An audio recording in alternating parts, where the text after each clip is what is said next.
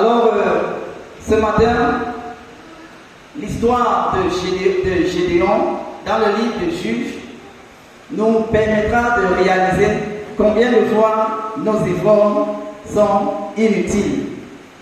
J'ai trouvé comme définition à l'effort, c'est une action énergétique d'une force physique ou intellectuelle. L'effort est une action énergétique, est une action également intellectuelle. C'est une pression que nous faisons pour obtenir quelque chose. Et dans le contexte de notre message aujourd'hui, c'est une pression que nous faisons au Seigneur pour pouvoir obtenir quelque chose. Alors, le contexte dans lequel nous tirons notre texte de ce matin, c'est à l'époque de ce que les juges étaient en train de diriger la nation d'Israël. Et le dernier juge avant Gédéon, c'est Déborah, qui a dirigé le peuple d'Israël et qui a fait 40 années de paix. Israël a vécu 40 années de réconfort sous le règne de Déborah. Après cela, les Israélites se sont détournés de la face du Seigneur. Et c'est donc comme ça que le Seigneur a frappé les Israélites. Il fallait donc qu'ils reviennent vers le Seigneur. Et c'est comme ça que nous entamons donc avec l'histoire de Gédéon. Alléluia. Alors, Déborah, après ses 40 ans de repos, est partie et il fallait qu'on remplace Déborah. C'est donc Gédéon qui a été choisi pour remplacer. Mais le châtiment que le peuple d'Israël est en train de recevoir n'est pas fortuit, ce n'est pas pour rien. Le verset 1 dit que les enfants d'Israël firent ce qui déplaît à l'Éternel. Et c'est parce que le Seigneur était donc fâché contre eux qu'il fallait les châtier dans le but de pouvoir les ramener. Et c'était tellement dur sur les enfants d'Israël. Tellement dur au point où le verset 4 dit qu'ils n'avaient plus rien en Israël comme vivre, brebis, moutons et ânes. C'était tellement difficile. Et la Bible dit que ça faisait 7 ans qu'ils étaient en train de souffrir comme ça. Alors je me suis interrogé, mais comment depuis 7 ans, ils ne crient pas au Seigneur? Pourquoi ils ne criaient pas au Seigneur?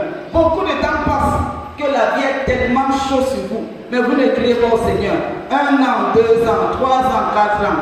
Or, avant cela, au chapitre 5 de Juges, nous savons que Déborah, le juge Déborah, a laissé le pays d'Israël pendant 40 années de paix et de tranquillité. Mais jusqu'ici, les enfants d'Israël ne crient pas au Seigneur. Ceci m'amène à dire que deux fois également, nous sommes également comme les enfants d'Israël. Quand les circonstances commencent à être difficiles, bon, on pense pouvoir gérer en langage camerounais. On pense pouvoir gérer et pourtant nous avons notre Seigneur, mais nous laissons de voir l'occasion perdurer parce que nous comptons d'abord sur nos propres moyens. Rappelez-vous de la définition que nous avons faite plus haut de l'effort. Je rappelle, c'est une action énergétique, une force physique ou intellectuelle. C'est-à-dire nous faisons d'abord appel à notre force, nous faisons d'abord appel à nos capacités, nous faisons d'abord appel à notre intellectualité pour pouvoir gérer la circonstance. Israël également était dans la même situation. 7 ans, ils n'écrivent pas au Seigneur. C'était tellement fort sur eux, au point où ils fuyaient pour aller dans les retranchements sur les montagnes.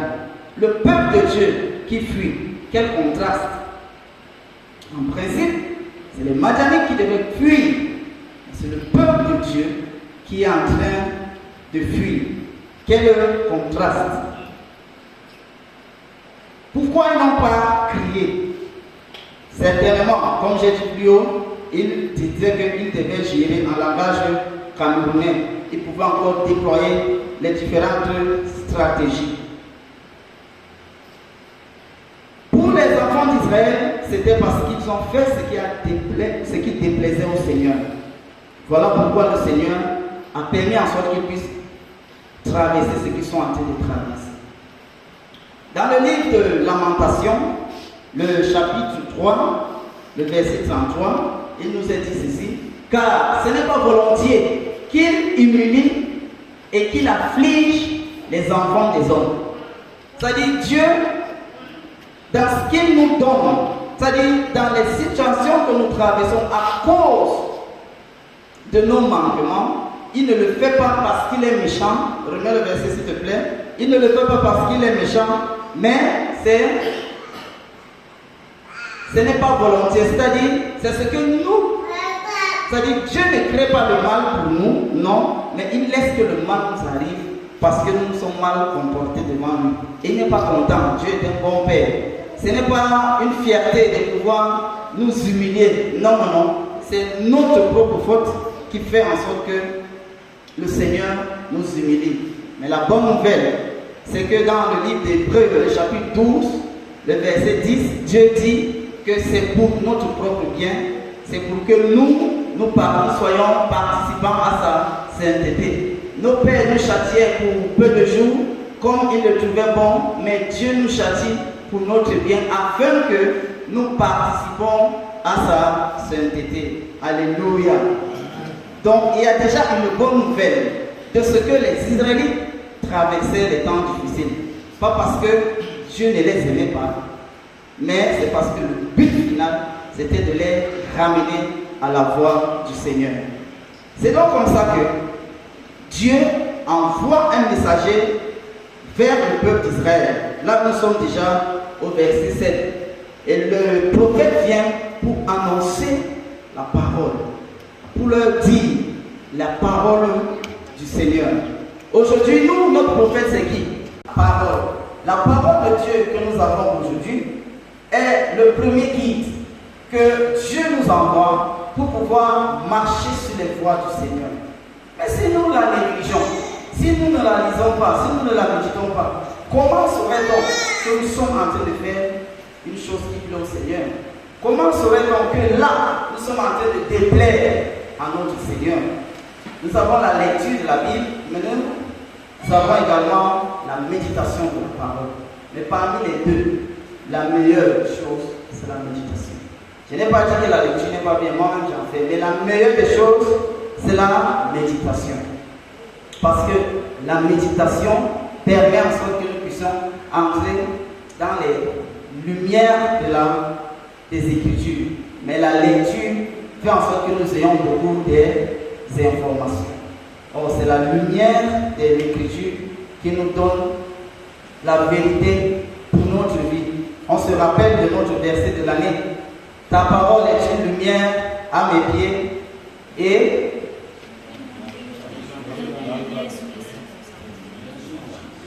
une lumière sur mon chantier. Alléluia. Alors, comment toi et moi nous prenons la parole de Dieu? Est-ce que nous lisons seulement la parole de Dieu comme des informations, ou alors nous lisons la parole de Dieu pour être bénis? Dieu, lorsqu'il voulait arranger la situation, au temps de Gédéon, a envoyé le prophète qui est venu avec la parole. Comment nous méditons-nous les voies du Seigneur? Nous sortons des séminaires où nous avons grandement été bénis sur la parole de Dieu. Mais si nous ne la mettons pas en pratique, comment est-ce que nous sortirons bénéfiques de tous ces enseignements? Nous sommes interpellés à pouvoir méditer la parole. Alléluia. Amen. Amen. Il est dit, ainsi parle l'Éternel, je vous ai fait sortir d'Égypte, je vous ai fait sortir de la maison de servitude, je vous ai délivré de la main des Égyptiens et de la main de tous ceux qui vous opprimaient. Le Seigneur est en train de rappeler au peuple d'Israël tout ce qu'il a fait pour lui. Nous également, dans la parole de Dieu, nous trouvons des promesses que le Seigneur a données à son peuple et à tous ceux-là qui ont marché avec lui. Et de ces promesses, dans la méditation, la lumière de l'Esprit va jaillir pour te dire, ceci c'est pour toi. C'est ce que nous appelons les rémas. Et si tu ne le fais pas, tu vas passer à côté. Après que le prophète est parti pour donner la parole, le peuple d'Israël est resté sans bouger. Rappelons-nous qu'ils sont en train de passer 7 ans de souffrance, 7 ans de servitude. Mais Dieu envoie sa parole aux enfants d'Israël, mais ils sont intacts, ils ne bougent pas. Deux fois également, c'est notre situation. Quand nous traversons des temps difficiles, Dieu dans sa parole écrite ou alors dans sa parole révélée par un frère, une soeur, il nous envoie une parole, mais nous la négligeons. Mais le mal va toujours perdurer dans notre vie, jusqu'à ce que nous nous réveillons. Le verset 11 nous fait savoir qu'il y a un monsieur en Israël qui s'est réveillé par sa manière de faire. Et il a reçu donc la visitation de l'ange de l'Éternel. Puis l'ange de l'Éternel vint sous le térébinthe d'Ophra qui appartenait à Joas, de la famille d'Abiézer. Gédéon, son fils, partait du froment au pressoir. La vie était tellement dure qu'il allait battre le froment au pressoir. En principe, pour battre, en principe, on vend le blé, c'est à l'air libre. Nous, on a grandi, c'est-à-dire, il y a à l'air libre, on prend le maïs, on fait comme ça et le vent passe. C'était en principe là-bas, c'est-à-dire à l'air libre, qu'il devait vanner. Mais il allait faire ça au pressoir. Le pressoir, c'est dans les roches. Parce que la vie était tellement dure sur eux. Ils ne pouvaient donc pas s'exposer aux Madianites. Parce que plus haut, nous avons l'information selon laquelle les Madianites, dès qu'ils voyaient que le peuple essayait un peu d'avoir la nourriture, ils arrivaient seulement.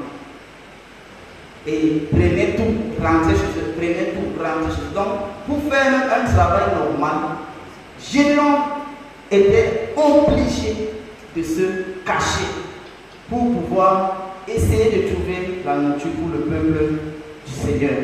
Alors je me suis interrogé, mais pourquoi l'ange de l'Éternel a seulement choisi Gédéon? Puisque je suis sûr qu'il n'était pas le seul qui travaillait. Mais pourquoi il a choisi Gédéon? Et j'ai découvert que, premièrement, parce que Gédéon s'occupait du peuple, puisqu'il est dit qu'il enlevait il faisait ce qu'il faisait, c'était pour le peuple qu'il faisait. Le verset 11 qui dit pour le mettre à l'abri des Madianites. Aussi, il était sensible à la souffrance de son peuple. Premièrement, il s'occupait du bien de son peuple. Deuxièmement, il était sensible à la souffrance. Troisièmement, il mettait ses dons et ses talents au service de son peuple.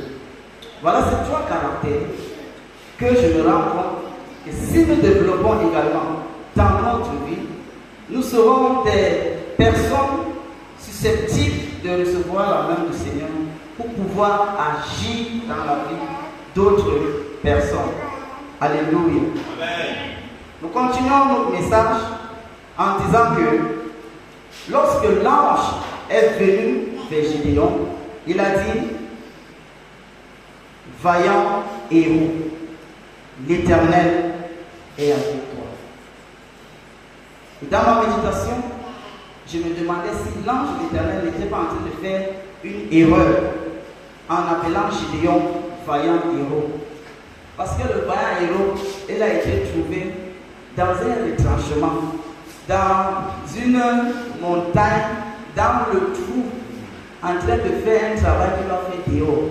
Est-ce que l'ange de l'Éternel, est-ce que ici, là, tu n'es pas en train de te tromper? Mais Dieu ne voit pas comme nous. Alléluia. Amen. Nous nous voyons à la situation présente, mais Dieu voit à la situation future. Amen. Dieu voit par la foi. Alléluia. Dieu voit par la foi. Et c'est par la foi que nous pouvons plaire au Seigneur. Amen. Amen. Alors, il est donc dit vaillant héros. Et Gédéon de dit: ah mon Seigneur, si l'Éternel était avec nous, pourquoi toutes ces choses nous sont arrivées? Si Gédéon était camerounais, où il est dit ah mon Seigneur, il devait dire, même s'il devait dire, Gédéon lui dit ah mon Seigneur, si le devait être camerounais ici là, il devait dire qu'est-ce que même tu me dis là? Voilà, merci beaucoup. Donc il devait dire AK, s'il était camerounais. Amen. Donc une autre traduction, non, selon notre contexte, on devait dire AK. Donc vous dites ce que tu dis là, c'est faux. comment tu me dis, l'Éternel est avec vous? Tu m'appelles vaillant héros. Non, ce n'est pas normal. C'est faux, en fait, ce que tu es en train de dire. Laisse-nous ce que tu es en train de dire là. Mais le Seigneur, il est très bon et il voit ce que nous ne voyons pas. Alors, il n'a pas été sensible à la salutation de l'ange de l'Éternel. Une petite parenthèse. Jusqu'ici, il ne savait pas que c'était l'ange de l'Éternel. C'est quand il va donner son offrande. Quand l'ange va dire dépose sur le rocher. Quand le feu va prendre, c'est là qu'il va savoir que c'était l'ange. Donc, l'ange n'avait pas les ailes. Donc, l'ange n'était pas très blanc. Ah.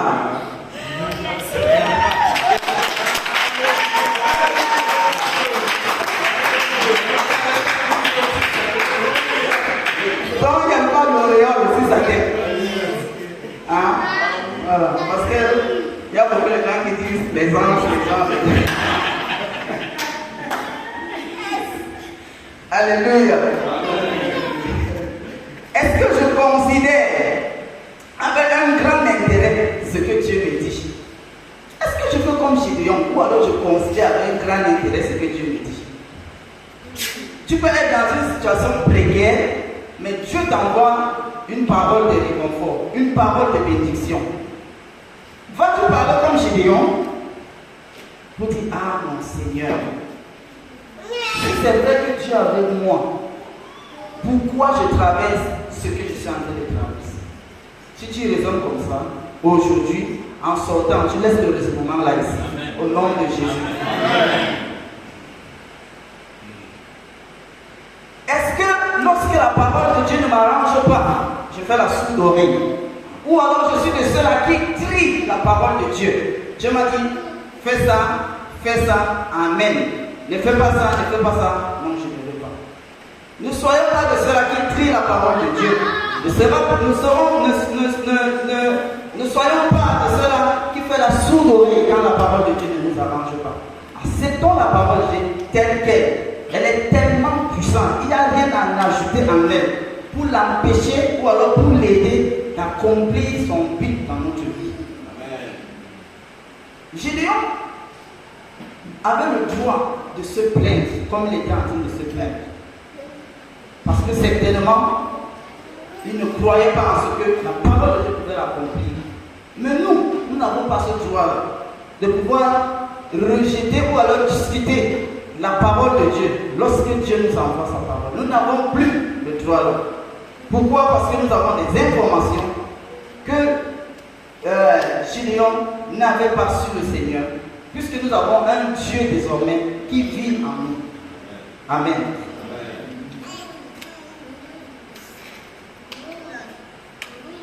Alors, où sont ces prodiges que nos pères nous racontent quand ils disent l'Éternel ne nous a pas fait monter hors d'Égypte, maintenant l'Éternel nous a abandonnés, il nous livre entre les mains des Madian. Il est en train de discuter avec le Seigneur. C'est l'ange du Seigneur, mais il reçoit la parole de Dieu justement dans plein de raisonnements, puisque lui-même également, il peut également s'adresser au Seigneur. Des fois, nous également, nous raisonnons avec la parole du Seigneur. Seigneur, ce que tu as dit sur moi là, c'est vrai, mais bon, je pense que ce n'est pas le moment de faire telle chose. Bon, je pense que je ne suis pas capable de faire telle chose. Je pense que non, c'est telle autre personne qui peut faire telle chose. Et pourtant, la parole de Dieu est venue vers toi. C'est là que tout change lorsque l'ange de l'Éternel commence donc à lui parler. Le verset 14 dit, l'Éternel se tournant vers lui et lui dit, va avec la force que tu as. Après avoir discuté avec l'ange de l'Éternel, c'est comme si l'Éternel est en train de couper court le discours. Il se tourne vers lui, certainement en le regardant. C'est pour ça seulement qu'il imagine. Parce qu'on dit, l'Éternel se tourne. Tu peux voir le verset 14. L'Éternel se tournant vers lui et lui dit. Donc, ça c'est moi qui dis. Donc, certainement, il a regardé chez lui que va à la force que tu as. Ce n'est pas une négociation que je suis en train de faire. Moi, je sais que tu es fort. Moi, je sais les potentialités que j'ai mis en toi. Quand je mettais ça en toi, je n'étais pas demandé la permission. Quand je mettais ça en toi, je n'étais pas consulté. Je suis la personne qui t'a créé. Va avec la force que tu as. Alléluia. Est-ce que ça parle à quelqu'un ce matin? Est-ce que ça parle à quelqu'un ce matin? De partir avec la force que tu as. Rappelons-nous que notre thème c'est mes efforts sont inutiles. Gédéon a fait beaucoup d'efforts que de prendre chaque jour le blé et aller le battre dans le pressoir. Ça dit le pressoir, on fait ça dans les montagnes, dans les collines. Donc la montagne, on pèse. C'est quand même beaucoup d'efforts. Voilà pourquoi c'était un peu normal pour lui de raisonner. Certainement, il fallait chaque jour échapper les Madianites pour que les Madianites ne le voient pas. Chaque jour, il fallait quitter le camp, aller être minutieux dans ses pas et dans ses déplacements. Calculer la direction du vent, parce qu'en fanant, si c'est que le vent rapporte ça dehors, on va savoir qu'il y a quelqu'un qui est en train de travailler. Il a beaucoup fait d'efforts. Voilà pourquoi il faut aussi argumenter avec l'ange du Seigneur.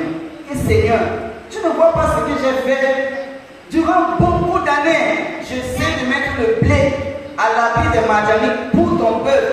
J'ai quand même travaillé. Ça fait beaucoup de choses que j'ai dépensées. Mais Dieu dit que tout ça là, c'est rien. Ce qui va t'aider, c'est ce que moi j'ai mis en toi. Tes efforts à toi, ça ne donne rien. Jusqu'au moment où tu exploites ce que moi j'ai mis en toi. Aujourd'hui, nous avons quoi? Nous avons le Saint-Esprit. Amen. Alléluia. Nous avons l'Esprit du Seigneur. Jusqu'à cette grande et belle parole du Seigneur qui dit, nous sommes son temple. Nous sommes sa maison. Et ce n'est pas, nous ne sommes pas la chambre du Seigneur. Nous ne sommes pas la chambre du Seigneur, mais nous sommes sa maison, son habitation. Alléluia. Amen. C'était légitime pour Gédéon de pouvoir se plaindre. Pourquoi? Parce qu'il dit à l'ange qu'il est le dernier de sa famille. Sa tribu, c'est la tribu de Manassé. On se rappelle que Manassé même, on la traite comme une demi-tribu.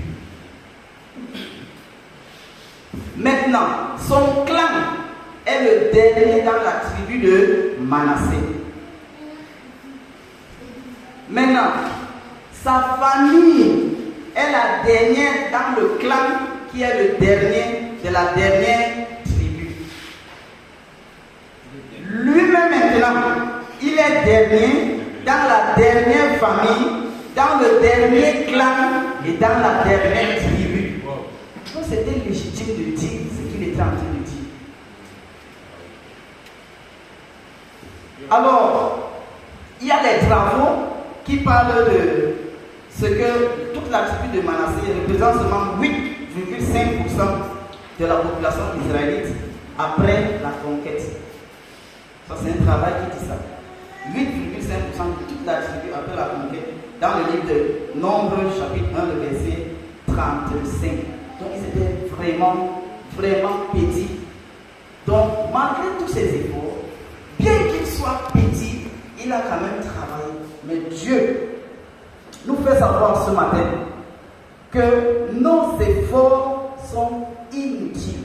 Que ce soit nos efforts intellectuels, que ce soit nos efforts physiques, que ce soit nos efforts spirituels, que ce soit nos jeûnes et nos prières, que ce soit quoi d'autre que tu peux ajouter à la liste.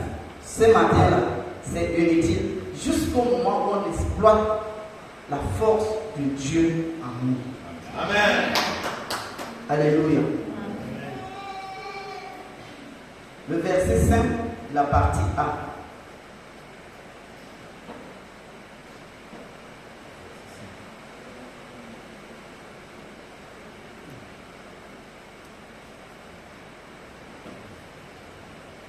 Le verset 15, je vous l'ai dit. Le verset 15, je vous l'ai dit. vois la partie. Gédéon lui dit, ah mon Seigneur, avec quoi délivrerai-je Israël? Gédéon a déjà saisi la pensée du Seigneur. Gédéon ne rejette plus les voies du Seigneur. Gédéon n'argumente plus avec la voix du Seigneur. Il est déjà conscient de sa faiblesse personnelle, de sa faiblesse ethnique, de sa faiblesse relationnelle, puisqu'on se rappelle des derniers. Il est donc conscient. Et là, qu'est-ce qu'il fait? Il tombe donc en supplication devant le Seigneur en disant, ah mon Seigneur, avec quoi délivrerai-je Israël? Gédéon est en train de crier au Seigneur. Il est désormais conscient que ses forces lui-même, ses efforts qu'il faisait chaque jour pour pouvoir aller battre le blé dans le pressoir, il est conscient que maintenant, il ne peut rien. Voilà pourquoi il crie en disant, ah mon Seigneur, avec quoi pourrais-je délivrer Israël? Toi, tu m'écoutes. Est-ce que tu es conscient que tu n'as aucune force et que la chose qui peut te délivrer, c'est le secours de l'Éternel? Est-ce que tu cries au Seigneur? Gédéon, lui, il a crié au Seigneur. Malgré son bon cœur, je vous ai dit, plus haut, il s'occupait bien du peuple, il était sensible à la souffrance du peuple et il a mis ses dons et ses talents. Malgré tout ça, il se rend compte qu'ici et maintenant, pour pouvoir accomplir ce que Dieu veut, pour moi et pour mon peuple, j'ai besoin du secours du Seigneur. Est-ce que nous également, nous crions au Seigneur? Ou alors nous pensons gérer? Nous sommes à 7 ans de souffrance. Quand nous lisons les versets là, c'est comme ça s'est passé très vite. Non, c'est 7 ans de souffrance. Je me suis dit, qu'est-ce qu'il criait dès la première année, la situation allait changer. S'il criait dès la première année, la situation allait changer. Mais ils ont pensé gérer d'eux-mêmes jusqu'à ce que 7 ans arrivent. Ne pense pas gérer la chose qui te dépasse toi-même. Ne laisse pas que ça perdure. Le secours de Dieu est auprès de toi jusqu'au moment où tu vas prier vers le Seigneur. Amen. Amen. Pourquoi ces choses nous arrivent-elles? L'Éternel nous a-t-il abandonnés? Ça, ce sont les questions que Gédéon pose. Mais en fait, ici, l'Éternel nous a-t-il abandonnés? Ce n'est pas la vérité. Parce que Dieu n'abandonne pas son peuple. Mais c'est eux qui ont abandonné l'Éternel.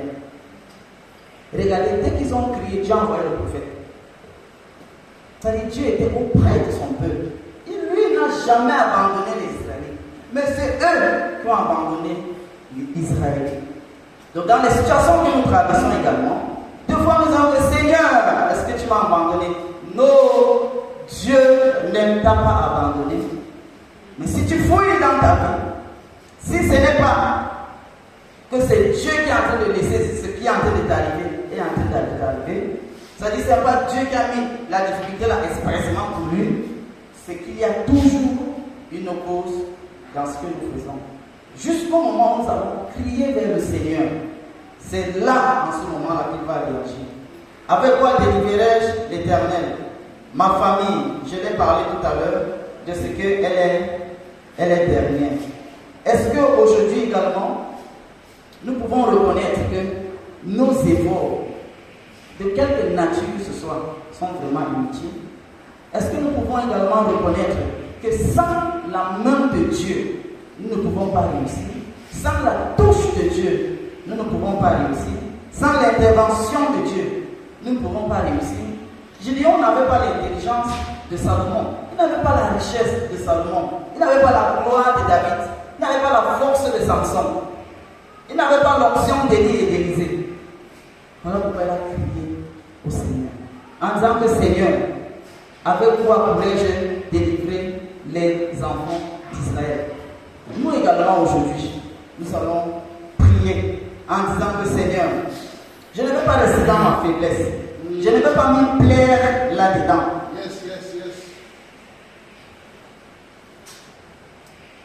qu'il est dit dans Philippiens 4, le chapitre 13, il est dit ceci, c'est l'apôtre Paul qui est en train de parler. Philippiens 4, le chapitre 13, je puis tout par celui qui me fortifie. Même le grand apôtre, théologien de son état, instruit jusqu'à ce que ce n'est plus bon. Mais il dit, je puis tout par celui qui me fortifie. Je ne puis plus tout par mes facultés intellectuelles. Je ne puis plus tout par ce que j'ai appris. Mais par celui qui me fortifie. Je suis déjà en train de chuter. Tu vas t'apprêter parce qu'on va prier tout à l'heure. Comme Gédéon a aussi dit au Seigneur, avec quoi pourrais-je délivrer? Je me dis certainement que le Seigneur t'a dit des choses et que tu es en train de raisonner par rapport à ce que tu peux et par rapport à ce que tu ne peux pas. Mais la bonne nouvelle que nous tirons de cette histoire ce matin, c'est que nous pouvons également faire comme Gédéon. Bien qu'il était dernier des derniers, je ne suis pas sûr que tous les membres sont derniers des derniers. Mais Dieu a quand même utilisé ce dernier des derniers pour pouvoir délivrer son peuple. Je ne suis pas encore arrivé à l'état d'être dernier des derniers. Du coup, les excuses que j'avance ne seront pas tolérées parce qu'il y a un dernier des derniers qui a réussi. Alléluia. Je dis qu'il y a un dernier des derniers qui a réussi. Donc toi et moi, nous n'avons pas d'excuses d'envoyer certaines excuses quand Dieu nous a dit cette chose. Alléluia. Je répète, il n'avait pas l'intelligence de Samson, ni la gloire de Moïse, ni la stratégie militaire de David. Il n'avait rien de tout ça. Mais il a cru parce que le Seigneur dit, va avec la force que tu as. Alors, est-ce que tu es tellement conscient que tes efforts ce matin sont inutiles? Si tu es conscient, qu'est-ce que donc tu dois faire? Qu'est-ce que tu dois faire? Nous sommes en train de terminer. Qu'est-ce que tu dois faire? 1 Chronique, le chapitre 16, le verset 11. Si tes efforts sont inutiles, qu'est-ce que tu dois faire? 1 Chronique, chapitre 16, le verset 11. Ayez recours à l'Éternel et à son appui, cherchez continuellement sa face. Deux choses que tu dois faire. Si tu es conscient que tes efforts sont inutiles, deux choses que tu dois faire. Première des choses, te souvenir ou alors ramener à ton esprit les bontés du Seigneur. Ça, c'est ton exercice. Te rappeler les bontés du Seigneur. Que ce soit les bontés que tu as vues dans la Bible, que ce soit dans la vie d'un frère qui vit autour de toi, que tu as vu comment le Seigneur travaille dans sa vie. Ça permet de te nourrir, de savoir que Dieu, il ne m'a pas oublié, il m'aime encore, il ne m'a pas oublié, il m'aime encore, il ne m'a pas oublié, il m'aime encore. La deuxième chose, les mentionner par ta bouche. Parce que la mort et la vie sont au pouvoir de ta langue. Première des choses, tu te rappelles de ce que tu as fait en méditant la parole. Par exemple, nous avons découvert l'histoire de Gédéon. Voilà ce que tu as fait. Seigneur, tu as fait cela dans la vie de Gédéon. Maintenant, tu parles dans ta vie. Voilà pourquoi il dit, les mentionner par ta bouche. Seigneur, c'est possible de travailler également avec moi.